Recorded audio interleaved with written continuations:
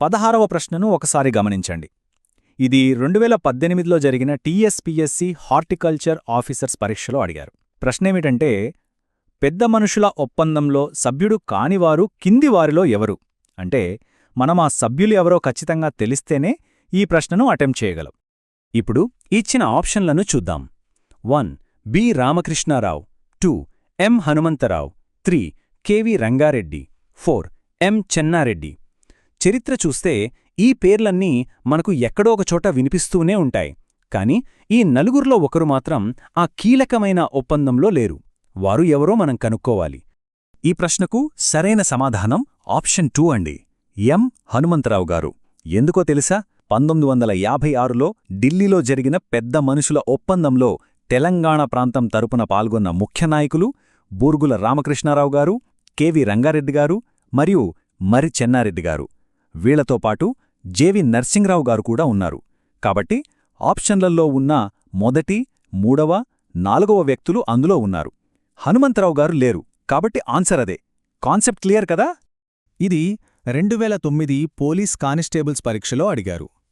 17వ ప్రశ్న చూస్తే చాలా సూటిగా ఉంది. హైదరాబాద్ స్టేట్కు ముఖ్యమంత్రిగా ఉండినదెవరు? ఇక్కడ మీరొక పాయింట్ బాగా గమనించాలి. ఆంధ్రప్రదేశ్ కాదు, కేవలం హైదరాబాద్ స్టేట్ ముఖ్యమంత్రి గురించి మాత్రమే అడుగుతున్నారు. ఇక్కడున్న 4 ఆప్షన్లు చూద్దాం. 1 బూర్గుల రామకృష్ణారావు, 2 పివి నరసింహరావు, 3 ఎం చెన్నారెడ్డి, 4 జె వెంగళరావు.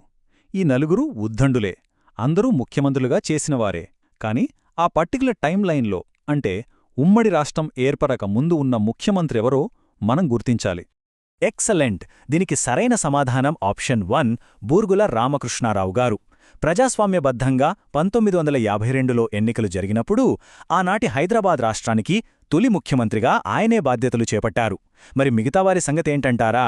పివి నరసింహారావు గారు, ఎం చెన్నారెడ్డి గారు, జె వెంగళరావు గారు.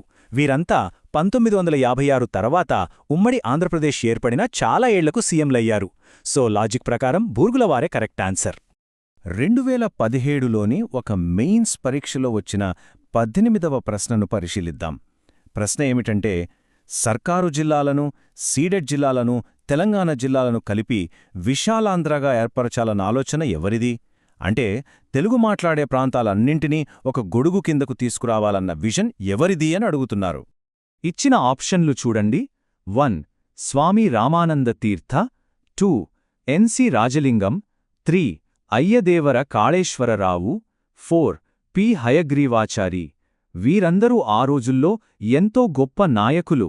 కాని ఈ విశాలాంధ్ర అనే నిర్దిష్టమైన భావనను బలంగా వినిపించింది మాత్రం ఆప్షన్ 3లో ఉన్న అయ్యదేవర కాళేశ్వరరావు గారు. కోస్తా, రాయలసీమ, తెలంగాణ ఈ 3 ప్రాంతాల కలయిక ఆయన కళ.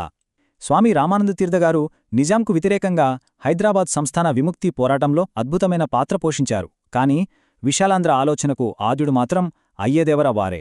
ఇది ఎగ్జామ్స్లో బాగా రిపీట్ అయ్యే బిట్, సో మైండ్లో ఉంచుకోండి.